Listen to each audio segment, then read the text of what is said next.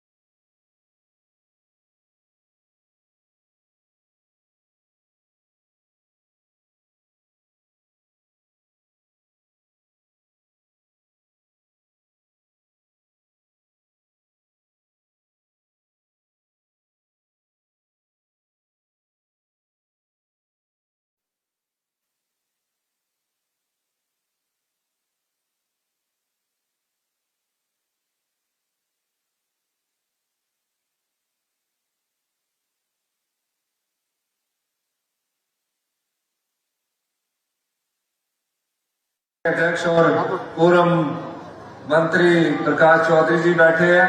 इस सरकार की तरफ से लिस्ट आती है, इसमें सरकार भी पीछे से आई है। और दूसरे हमारे पवन ठाकुर जी जो हमारे विधानसभा क्षेत्र के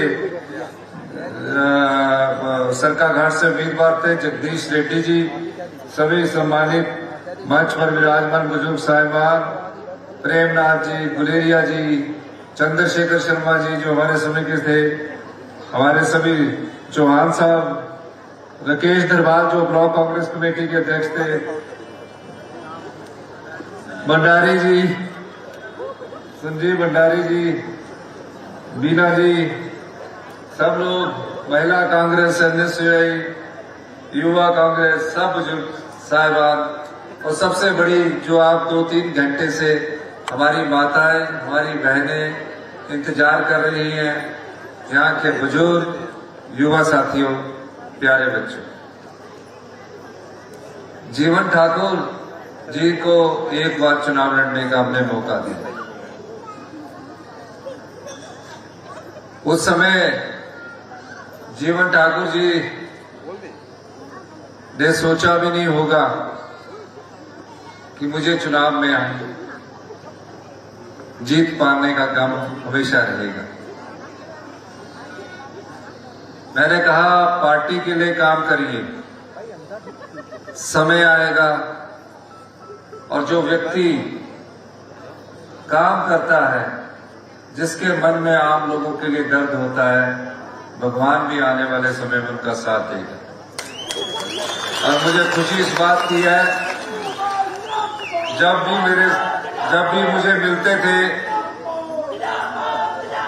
मुझे मिलते थे जोगिंदरनगर के कागज हमेशा हाथ में थामे रखते थे। कई बार तो 3-3 घंटे इंतजार करना पड़ता था, क्योंकि हमारी बैठकों का दौर था और जोगिंदरनगर की जनता इनके साथ आती थी। और जनता का जब दबाव होता है, जो पार्टी का हमारा कांग्रेस का कार्यकर्ता है, वो इस दबाव को सहन करता और कहता कि नहीं, काम करवा के जाएगा, भविष्य किस और जाएगा, इसका ज्ञान किसी को भी नहीं है। भविष्य गर्भ में छिपा हुआ है। लेकिन मैं ये कह सकता हूं कि जीवन ठाकुर के मन में आप लोगों के लिए दर्द है, पीड़ा है। 22 महीने पहले कांग्रेस की सरकार बनी और मुझे, जो आप जैसे परिवार से उठकर, जिसके परिवार में कभी किसी ने राजनीति नहीं देखी थी, और जब हम राजनीति की सीढ़ियां चढ़ रहे थे, छोटी उम्र में माता पिता ये कहते थे कि नौकरी कर लो, आपका गुजारा हो जाएगा। उस समय मेरे मन में हमेशा से राजनीति करने की लालसा रही।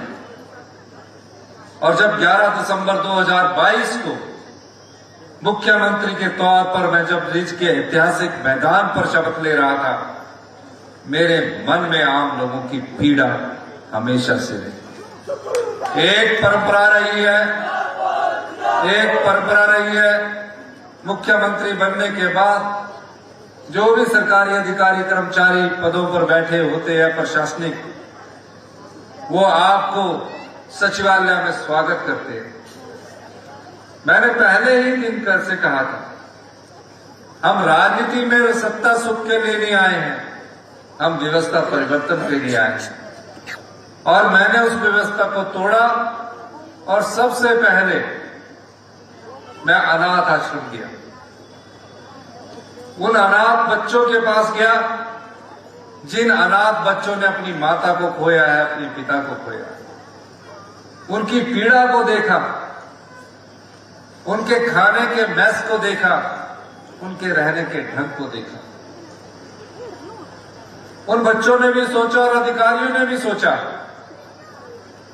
कि ये मुख्यमंत्री बने हैं, सहानुभूति प्रकट करने के लिए ये गए हैं। और कई बार मंत्री जाते हैं, फल बांट कर आ जाते हैं, कई विधायक जाते हैं, फल बांट कर आ जाते हैं, पर उन बच्चों की संवेदना को नहीं देखा। मैंने उन बच्चों की संवेदना और भावना को पढ़ा और मेरे कलम से पहला काम समाज के उन बच्चों के लिए हुआ जो बच्चे अपनी मां को खो चुके थे, अपने पिता को खो चुके थे। उनके लिए मैंने हिंदुस्तान का पहला कानून मुख्यमंत्री सुखाश्रय के रूप में नारे ये मैं इसलिए कह रहा हूं, उन बच्चों ने मुझसे कोई मांग नहीं की। आज इस रैली में आया हूं, चाहे जीवन जी है, चाहे प्रकाश जी है, मांग होती है। यूनियन के लोग मांग करते हैं और मैंने पाया कि अगर 1 महीने का बच्चा भी अगर अनाथ हो जाएगा, उसके माँ बाप अगर एक्सीडेंट में खो जाएंगे, उसका पूरा ख्याल सरकार रखेगी। एक नर्स देगी और उसको जब तक वो बड़ा नहीं हो जाता पूरा ख्याल रखेगी और सरकार उसके पूरे खर्चे वहन करेगी। जब बड़ा हो जाएगा तो अच्छे शिक्षा संस्थान में पढ़ाएगा और हर महीने 2,500 रुपया उसके अकाउंट में जाएगा। मैंने पाया कि उसमें कुछ कमियां हैं। 18 साल के बाद वो अनाथ बच्चा कहां जाएगा? नियम ऐसे थे कि 18 साल के बाद जब बच्चा बड़ा होकर अपने जीवन की दूसरी पड़ाव में पांव रखता है तो किस दिशा में जाएगा।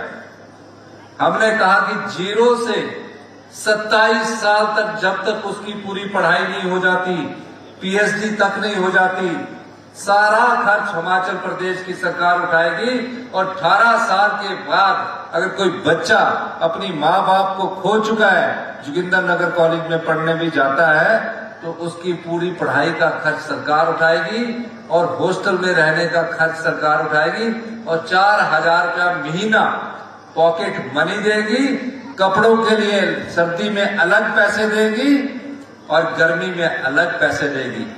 और जिस तरह अपने परिवार के बच्चों को हम देवी देवताओं के दर्शन करवाने के लिए जाते हैं या बाहर घुमाने के लिए ले जाना चाहते हैं, हमने कहा कि जिस तरह इन्हें बाई एयर की सुविधा मिलेगी और 3 स्टार होटल में रहने की, घूमने की सुविधा मिलेगी।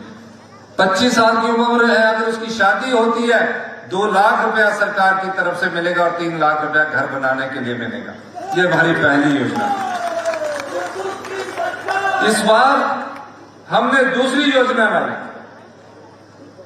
कितनी बहनें हैं जो विधवा हो चुकी है, अपने पति को खो चुकी है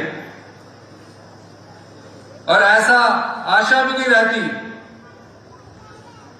कि कभी पति सुबह गया शाम को घर ना आए, दुर्घटना हो गई, उनकी मृत्यु होगी। बच्चे पढ़ रहे हैं, कोई मेडिकल कॉलेज में पढ़ रहा है, कोई इंजीनियरिंग कॉलेज में पढ़ रहा है।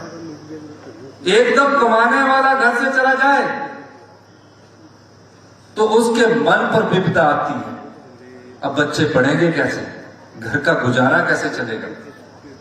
हमने उन बहनों के लिए, विधवा बहनों के 23,000 बच्चे, 3 लाख की आय जिनकी है, उनके बच्चों की पूरी पढ़ाई का खर्चा जो विधवा बहनें हिमाचल प्रदेश की सरकार लाएगी, जिस नीति को हमने भी लागू कर दिया।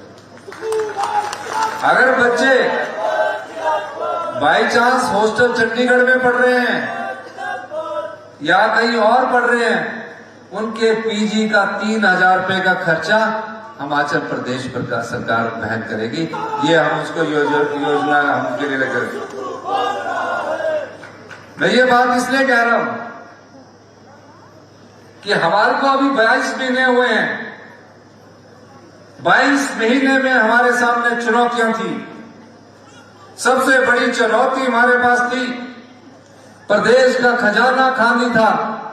भारतीय जनता पार्टी ने चुनावों से पहले 5,000 करोड़ रुपए की रेवड़ियां बांट दी।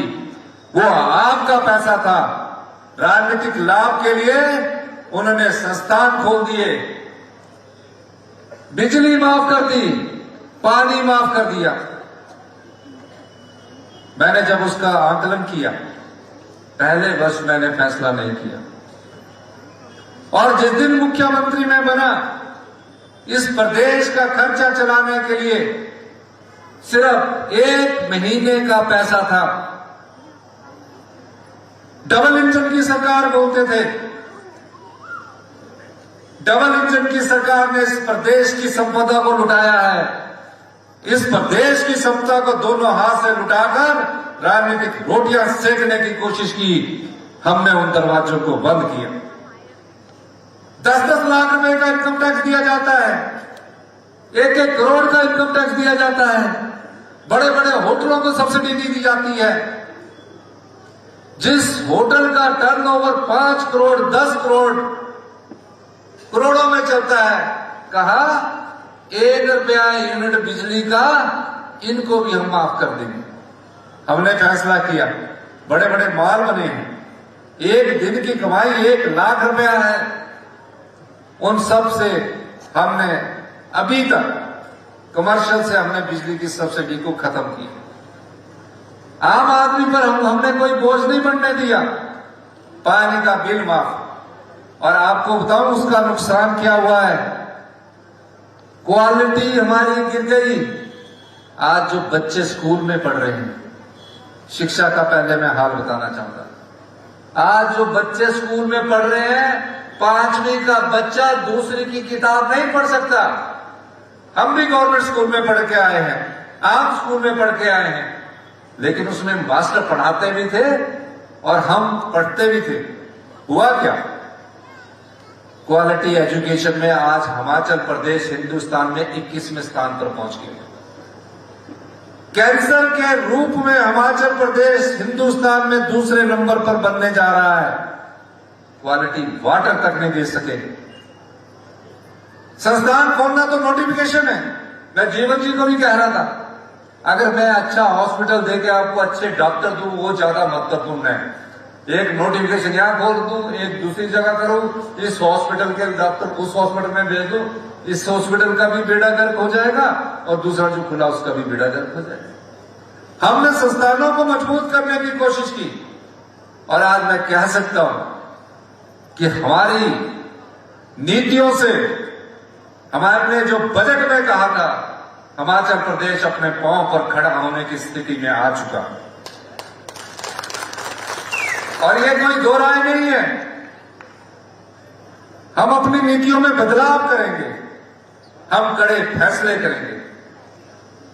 उस फैसलों से हिमाचल प्रदेश की 75 लाख जनता को लाभ होगा।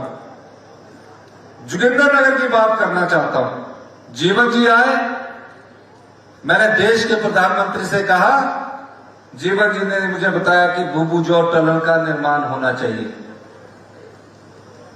पठानकोट मंडी रोड बन रहा है। मैंने उस बात को उठाया है और मुझे उम्मीद है अगर जयराम ठाकुर जी दिल्ली जाके कहीं रुकवाए ना, तो भूभुजोर टनल का काम भी जल्दी हो जाएगा। एक और कहना चाहता हूं, 5 साल जयराम जी मुख्यमंत्री रहे, 2 लेन था, मंडी से लेकर पठानकोट में बीच बीच में 2 लेन था। हमारे साथ मीटिंग हुई, ये मत सोचिए कि दिल्ली वाले देते हैं। दिल्ली वालों के पास हमने जब मांग रखी कि ये 2 लेन नहीं होगा, एक जगह 70 की स्पीड हो जाएगी और दूसरी जगह आके फिर स्पीड बड़ी कम हो जाएगी, एक्सीडेंट होंगे। अब ये सारा का सारा हम 4 लेन करवाने की कोशिश कर रहे हैं। जैसे ही 4 लेन होगा, आपके यहां टूरिज्म के नए आयाम स्थापित होंगे। शालन प्रोजेक्ट हम उसकी लड़ाई लड़ रहे हैं। ऊल को मैंने पैसे दिए, इतने साल से लटका हुआ है। ऊल चरण का 3 इस नवंबर में डैम भर जाएगा और उसमें उत्पादन शुरू हो जाएगा। हमने कहा शालन प्रोजेक्ट हम लेंगे, हमारा प्रोजेक्ट है, हिमाचल के लोगों का प्रोजेक्ट है। हम उस अधिकार को भी लड़ने की लड़ाई सुप्रीम कोर्ट में लड़ रहे हैं और बड़े से बड़े वकील हमने खड़े किए हैं। हम आपके अधिकारों की लड़ाई लड़ रहे हैं। किसान गांव में बैठा है, उसको धन नहीं मिल रहा। गांव में बैठी हमारी माता है, वो हमारी संपदा का कुछ ही भाग ले पा रही है, 10%। किसान गांव में बैठा हुआ लोग 10-15% इस संपदा का फायदा उठा पा रहे हैं। मैंने कहा कि ग्रामीण अर्थव्यवस्था को मजबूत करना है। हम गांव के लोग हैं, पशुधन हमारे पास होता है। अगर मैं दूध बेचना चाहूं तो मेरा दूध मूल्य पर, उस मूल्य पर नहीं बिकता। हमने दूध के मूल्य में 45 रुपए किलो गाय का और 55 रुपए किलो भैंस का दूध, अगर जनता उसको बाजार में महंगा बेचती है, नहीं तो सरकार खरीदेगी और सरकार उसको खरीद रही है। और हम 45 रुपए के हिसाब से गाय का दूध खरीद रहे हैं और जनता को पैसा बांट रहे हैं। अगर आप गाय के गोबर से पैदा की हुई खेती करेंगे, हम गेहूं 40 रुपए खरीदेंगे और मक्की 30 रुपए खरीदेंगे। ये हमने बजट में घोषणा है। किसान के हाथ में पैसा कैसे आए, उस दृष्टि से भी हमारी सरकार आगे काम कर रही है। 2-3 सालों में ग्रामीण अर्थव्यवस्था हमारी मजबूत होने लगेगी और जब ग्रामीण अर्थव्यवस्था मजबूत होगी, हिमाचल प्रदेश आत्मनिर्भर बनेगा। इसीलिए मैं कहता हूं कि 2027 तक हम व्यवस्था परिवर्तन से आत्मनिर्भर हिमाचल की नींव हमने रखी है। 2 बजट हमने रखे हैं। दोनों बजट में हमारी जो नीतियां हैं, उसमें फैसले का रिजल्ट आना शुरू हो चुका है। यही नहीं, कई और बदलाव हो रहे हैं। अधिकारी फील्ड में नहीं जाते हैं। अभी मैंने एक बैठक की है और कहा है कि अधिकारी अब फील्ड में जाएंगे। कई सालों तक आपके इंतकाल नहीं होते थे, कई साल लग जाते थे इंतकाल करने में। अभी पीछे हमारी 4 महीने के बाद अब मैंने दोबारा मीटिंग की है, दुरुस्ती के लिए मीटिंग की है, डिमार्केशन के लिए। तहसीलदार के पास बेचारा आम आदमी खड़ा रहता था, इंतकाल ही नहीं होता था। फिर तहसीलदार बोलता था कल आना, नहीं तो पटवारी डरा के भेज देता था। अभी मैंने उसमें और बदलाव करना है और निश्चित तौर पर आने वाले समय में जो ACR लिखी जाएगी, उसमें किसने कितनी दुरुस्ती की, कितने इंतकाल किए, उस आधार पर भी, अंकों के आधार पर हम इसमें ACR में भी बदलाव करने जा रहे हैं। पर 40 साल से एक व्यवस्था चल रही है, कई बार लड़ना पड़ता है। कई बार इन चुनौतियों से लड़ने के लिए आप लोगों की ताकत हमारे साथ है और मैं कह सकता हूं हमारा हिमाचल प्रदेश का भविष्य उज्जवल है। आपदा आई, 1,50,000 रुपया मकान का मिलता था। अधिकारी आए, कहा कानून है, हम बदल नहीं सकते। मैंने देखा 1,50,000 में जिसकी जीवन भर की कमाई मकान बनाने में, एक मकान बनाने में लग जाती है। हिमाचल में कोई दूसरा मकान नहीं बना सकता, बड़ी मुश्किल से कोई दूसरा बना लेगा। हम सब लोगों के 1 या 2 मकान होते हैं और 1 या 2 मकान बनने के बाद मैंने कहा 1,50,000 में नहीं बनेगा। हमने बदलाव किया और उसके बदले 7 लाख रुपया आपको मकान के लिए। यहां भी कम से कम जो हमारे पास सूचना है, सभी लोगों को हमने 3 लाख रुपए की पहली किस्त उपलब्ध करवा दी है। जोगिंद्रनगर के सब डिवीजन में 33 मकान टूटे, 800, और उनको हमने 138 करोड़ रुपया आपको दिया। फिर क्या हुआ? ऑपरेशन लोटस हुआ, जो हिमाचल की जनता को पसंद नहीं था। हम अपना बजट रख रहे थे, राज्यसभा का चुनाव आया, जो लोग रात को हमारे साथ डिनर कर रहे थे, सुबह ब्रेकफास्ट के लिए बड़े मजे से स्वाद भी चख रहे थे, और 12 बजे पता लगा कि वो तो पोटियां लग डाल गई। मैं विधानसभा में, मैंने बोला ये हुआ क्या? उसमें 1-2 तो मंत्री बनना चाहते थे, पर मंत्री बनने से ज्यादा जब गांधी जी, नोटों के गांधी जी उनके सामने चढ़ गए तो नजर नहीं है, वो हमको ही छोड़कर चले गए। जब वो हमको छोड़कर चले गए तो हमने बोला अगले दिन बजट प्रस्तुत होना है, उसमें आएंगे। विधानसभा के ऊपर से एक हेलीकॉप्टर उतरा, दूसरा उतरा, और सीआरपीएफ के जवान आ गए और उन्होंने विधानसभा का गेट तोड़ दिया।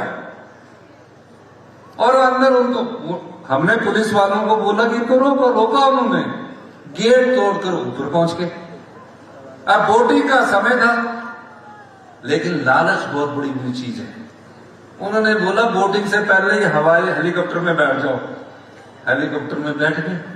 हमारे अध्यक्ष महोदय ने, कुलदीप सिंह पठानिया जी लॉ ग्रेजुएट है, उन्होंने फैसला किया कि इन्होंने विप के लगना की 6 को डिस्क्वालीफाई कर दिया, और 6 को जब डिस्क्वालीफाई किया, 1 महीना प्रदेश से बाहर रहे, पता नहीं किस किस होटल में घूमते रहे, गंगा में नहाते रहे, गंगा भी पार्क मैली कर देनी उन लोगों ने तो। और उसके बाद प्रदेश में आए, चुनाव की घोषणा हुई। मैं हिमाचल की जनता का धन्यवाद करना चाहता हूं। यह कोई सरकार बचाने के लिए चुनाव नहीं था, यह कुर्सी के लिए चुनाव नहीं था, यह जो हिमाचल के लोगों की लोकतंत्र में आस्था है, उसके विश्वास का चुनाव था। उस विश्वास पर अगर किसी ने कुठाराघात किया, उस लोकतंत्र को कमजोर करने की किसी ने कोशिश की, वो भारतीय जनता पार्टी की सरकार थी जिसने ऑपरेशन लोटस करके आप लोगों की सरकार को गिराने की कोशिश की। हुआ क्या? 6 जगह जिन बेचारों ने कभी सोचा भी नहीं था कि एमएलए बनेंगे, ये भगवान भी ऊपर देखता है। कहते हैं ना मोहल्ले का भगवान। मेरी पत्नियां भी खाना बना रही थी घर में, उनको भी दिल्ली से आया कि ये चुनाव भेज सकते, उसने भी कभी सोचा नहीं था। वो भी विधायक बन गई, और जो लोग और थे वो भी विधायक बन गए, क्योंकि उन्होंने, उनकी किस्मत में विधायक बनना लिखा था। ये विधायक बन गए, और वो 6 लोग अब बड़ी बड़ी स्टेटमेंटें देते हैं। पूछना चाहिए उनको कि आप लोग 1 महीना हिमाचल की सीमा के बाहर क्यों रहे? जो बिकता है हिमाचल के लोग उसे कभी माफ नहीं करते, चाहे वो कोई भी। अभी हम इन चुनौतियों से, अगर हमारा सही मायने में कार्यकाल देखा जाए, 4 महीने आपदा के, 4 महीने चुनावों के, 8 महीने, टोटल 14 महीने काम करने का मौका मिला। और मैं आपको बताना चाहता हूं, जो आपका पैसा लुटा दिया जाता था, इन 14 महीने में हमने 2200 करोड़ रुपया अतिरिक्त राजस्व आप लोगों के लिए कमाया, आप लोगों के लिए कमाया। और अब मैं आपको कह सकता हूं, कई चोर दरवाजे हैं, उनको बंद करना पड़ेगा, पर मुझे पता है उसका विरोध मुझे सहन करना पड़ता है, अपने अंदर भी करना पड़ता है, लेकिन मैं आपके साथ कह सकता हूं। मैं दर्द जानता हूं आप लोगों का, मैं आपकी पीड़ा को जानता हूं। मैं आप जैसे परिवार से उठकर मुख्यमंत्री बना हूं, और मेरे मुख्यमंत्री बनने के बाद दायित्व यह बनता है कि जो हमारे संप्रदाय और समाज के 75 लाख लोगों के पास जाए, युवाओं को रोजगार मिले, महिलाओं को सम्मान मिले, किसान को उसको हक मिले, मजदूर को मजबूत मजदूरी मिले। हमने मजदूर मनरेगा में हमारी बहनें काम करती है, बच्चों का पालन पोषण करती है। कभी नहीं इतिहास में इतने पैसे बढ़े होंगे।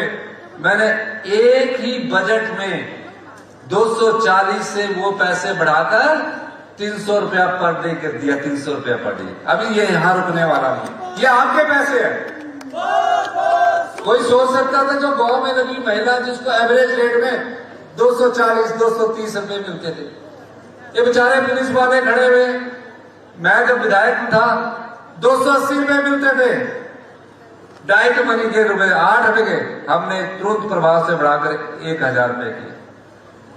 पिछले दिनों हमने अपनी ट्रेजरी को सिस्टमाइज किया, पूरे देश में चल पड़ा, एक हमने पे 5 और 10 को दी, पता नहीं हिमाचल का क्या हाल होने वाला है। अरे भाई 2000 करोड़ रुपया सरकारी कर्मचारियों का पे और पेंशन के लिए में जाता है, 1200 करोड़ रुपया हर महीने हम सरकारी कर्मचारियों का पे के रूप में देते हैं, 800 करोड़ रुपया हम पेंशन के रूप में देते हैं, और जो ये बोर्ड और कॉर्पोरेशन के कर्मचारी ये 50,000 अपना अलग से है, 2000 करोड़ रुपया लेते हैं, 3 करोड़ रुपया उस पर इंटरेस्ट देते हैं, 3 करोड़, क्योंकि जो ट्रेजरी है वो आरबीआई के साथ जुड़ी होती है। मैंने कहा यह हर महीने का 3 करोड़ क्यों दे, ये 36 करोड़ रुपया हम अपने गरीब आदमियों को क्यों ना दे। उसको हमने ठीक किया। दिल्ली से खबर चली, हमने कहा कि पहले 2 महीने अगर हमने अपनी सैलरी को डिले किया है और सरकारी कर्मचारियों की पेंशन और उनको डिले करना है तो उसको 5 और 10 दिन डिले करते हैं, तो पहले अपने पर कानून लागू करें। हमने लागू किया, पूरे नेशनल मीडिया में पता नहीं क्या क्या चला दिया, और झूठ बीजेपी इतना अधिक बोलती है, कहां से नाम ढूंढ के लाए कि टॉयलेट टैक्स, पता ही नहीं मेरे को। मैं दिल्ली गया हूं, मेरे पास सारे टीवी वाले आके कहने लगे, मैंने कहा अभी तो हिमाचल प्रदेश में ऐसा कोई नहीं, हमारे तो सबके बाथरूम बने हैं, कोई टैक्स नहीं है, सबके बने हुए ना बाथरूम, किसके? वहां दिल्ली में चले देश के प्रधानमंत्री भी बात कर रहे हैं। ये सब चीजें अच्छी नहीं है। ठीक है, चुनाव है, चुनाव को मुद्दों के आधार पर लड़ा जाना चाहिए, लेकिन इन्होंने नया ही नाम ढूंढ देते। जयराम जी को भी फट से एक बार स्टेटमेंट देते हैं, आप 5 साल मुख्यमंत्री रहे, आज आप मंडी के विकास की बात करते हैं, मंडी को दिया क्या? कुछ नहीं दिया।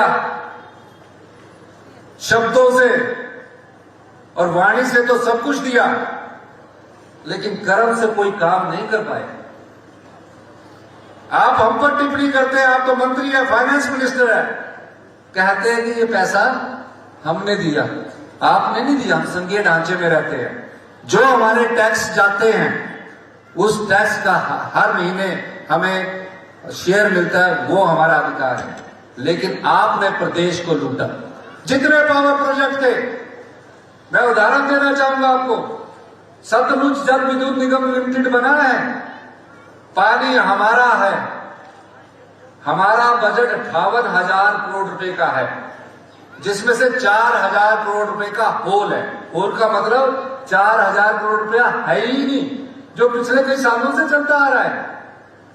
और ये जो सतलुज जल विद्युत निगम है, एक ही प्रोजेक्ट से हम 58,000 में पहुंचे, वो 67,000 करोड़ में पहुंच गए। मैंने कहा सारे प्रोजेक्ट वापिस लीजिए, 2,000 करोड़ रुपया अगर इन्होंने हमारा अधिकार नहीं दिया, 12, 18, 30 सुन्नी, लूरी, धोला से तीनों प्रोजेक्ट को सरकार टेक ओवर करेगी। हम अपनी संपदा को अपनी आंखों के सामने, जब तक मैं मुख्यमंत्री है, लूटने नहीं दूंगा और इस संपदा को आपके लिए रखूंगा। अगर हम ये प्रोजेक्ट ले लेंगे, अगर हम अपने पैरों पर खड़े होंगे, हमें किसी के पैसे की जरूरत नहीं है, आपको सुख मिलेगा। हम 1,500 रुपया दे रहे हैं, आगे भी देंगे, थोड़े सिस्टम को स्ट्रीमलाइनिंग करने दीजिए। 5 गारंटियां हमने पूरी की है और आगे भी सब गारंटी पूरा करना मकसद नहीं है। जोगिंद्रनगर में अगर हॉस्पिटल है तो वहां एक अच्छा हॉस्पिटल बनना चाहिए, आप लोगों को अच्छी शिक्षा मिलनी चाहिए। अच्छी शिक्षा के लिए हमें अच्छे शिक्षा संस्थान बनाने होंगे और इसलिए हम ये कार्य कर रहे हैं। आज मैं मंडी के बाद कोई पहली रात यहां रुक रहा हूं तो जोगिंद्रनगर में रुक रहा हूं। मैं सरकारी कर्मचारियों को भी कहना चाहता हूं, हमारे समय आपको समय के अनुसार डीए भी मिल रहा है, सब कुछ मिल रहा है। हमने आपको ओल्ड पेंशन स्कीम दी और उन सरकारी कर्मचारियों के कारण कितनी तकलीफ प्रदेश में हमको झेलनी पड़ी। हमारी लोन की लिमिट कम कर दी गई। हमारे 9200 करोड़ रुपया जो आपने भी अंशदान दिया हुआ और हमने भी अंशदान दिया हुआ, जिसमें 4,500 करोड़ रुपया सरकार का है, वो केंद्र सरकार के पास पड़ा है।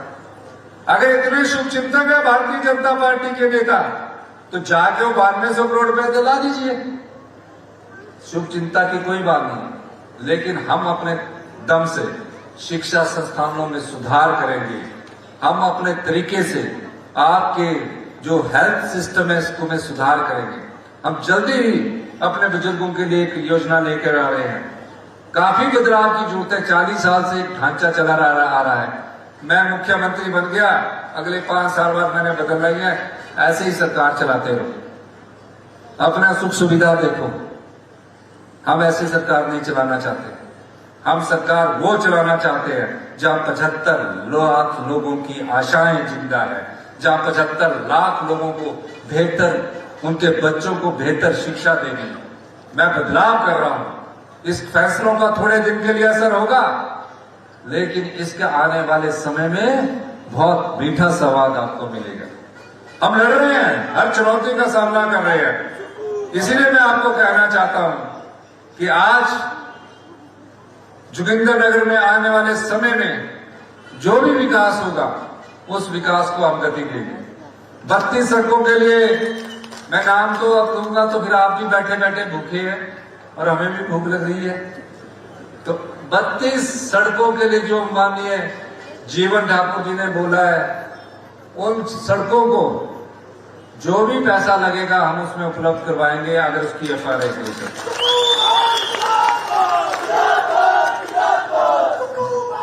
एक जो आपका जोगिंदरनगर का आपका हॉस्पिटल है, उसको स्ट्रेंथन कैसे करना है, उसमें स्टाफ की पूर्ति कैसे करनी है, क्योंकि फर्स्ट स्टेज का इलाज आपका यहां हो सकता है। आजकल मेडिकल टेक्नोलॉजी बहुत हाई लेवल की होगी। आपको यह पता लगना चाहिए कि आपको बीमारी क्या है, हो क्या रहा है हॉस्पिटल्स में। वो देखते हैं, 2-4 दिन देखते हैं, फिर ट्रांसफर कर देते हैं, यहां चले जाओ, फिर चले जाओ आईजीएमसी में, फिर चले जाओ पीजीआई, तब तक बीमारी बहुत बढ़ जाती है। इसलिए हमने पहली स्टेज में कहा कि 2 टॉप के हॉस्पिटल में वर्ल्ड क्लास इंस्टीट्यूशंस हम अपने 2 बनाने जा रहे हैं। लेकिन जोगिंदरनगर को मजबूत करने के लिए और जोगिंदरनगर में डॉक्टरों की कमी करने के लिए हम इसमें बदलाव करेंगे और यहां जल्दी ही डॉक्टरों की सुविधा उपलब्ध करवाएंगे। डॉक्टर और नर्सों के लिए अगर जगह होगी, रेजिडेंस के लिए पैसे उपलब्ध करवा दिए जाएंगे। ऑक्सीजन प्लांट भी उपलब्ध करवा दिया जाएगा, कोई बड़ी बात नहीं है। और जो थाना ब्लॉक प्रोजेक्ट है आपका, जहां से आपकी कभी अब हम उसको शुरू करने जा रहे हैं। अगले 3 महीने में यहाँ कंपनियां आने वाली है। 4 प्रकार का हमने प्रोजेक्ट बनाया, वो कई सालों से चल रहा है। हमने उसकी एनवायरमेंट क्लियरेंस तुरंत प्रभाव से करवाई, मैं खुद मिला उसके। ये जो चीजें हैं इन सबको उपलब्ध कर। एक इन्होंने स्कूल का बोला है, मकरेडी स्कूल के गवर्नमेंट मकरेडी स्कूल उसकी बिल्डिंग का है, इसमें नया भवन बना दिया जाएगा। मरम्मत छोड़िए, अब नए भवन में बच्चों को अच्छी पढ़ने के लिए। बराड़ी स्कूल में भी कर दिया जाएगा, पुल भी थे आपके कहा। एक आपका निर्माण पुल भरमौरा बनोग ग्राम पंचायत पिपली ये बना दिया जाएगा। सड़क निर्माण एवं वैली ब्रिज छम कुठेड़ा बड्डू रोड ये बना दिया जाएगा। प्रकाश राणा जी भी बोल रहे थे पीडब्ल्यूडी मकरेडी को पूरा खोला जाए। ये अवसर हमने मजबूत करने हैं, अभी खोलने वाला काम थोड़ा देर से करेंगे। तो जो चीज मजबूत करेंगे उस चीज को हम करेंगे। और निश्चित तौर पर मैं कह सकता हूं, आज मैं मंडी के बाद दूसरी रात जोगिंदरनगर में बिता रहा हूं।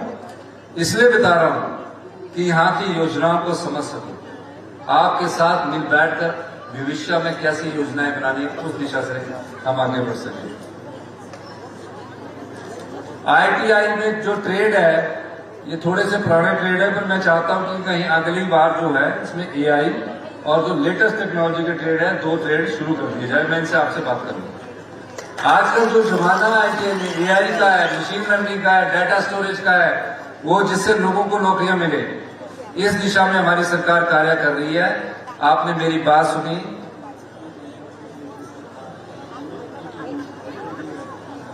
ये एटीएम खोल दिए जाएंगे तो छोटी छोटी चीजें हैं। तो मैं आपको ये कहना चाहता हूं, अगली बार भी आऊंगा ना, मैंने नहीं आना। इन शब्दों के साथ एक बार फिर से आप विश्वास कीजिए, हम प्रदेश की जनता की सेवा के लिए आए हैं, प्रदेश की संपदा को लुटाने के लिए नहीं आए हैं। और मैं जो कहता हूं कि 2027 में हिमाचल प्रदेश आत्मनिर्भर बनेगा और 2032 में हिंदुस्तान का सबसे समृद्धशाली प्रदेश अगर कोई होगा तो हिंदुस्तान में सबसे समृद्धशाली और अमीर राज्य हिमाचल प्रदेश होगा। इन्हीं शब्दों के साथ आपका बहुत बहुत धन्यवाद। जय हिंद, जय भारत।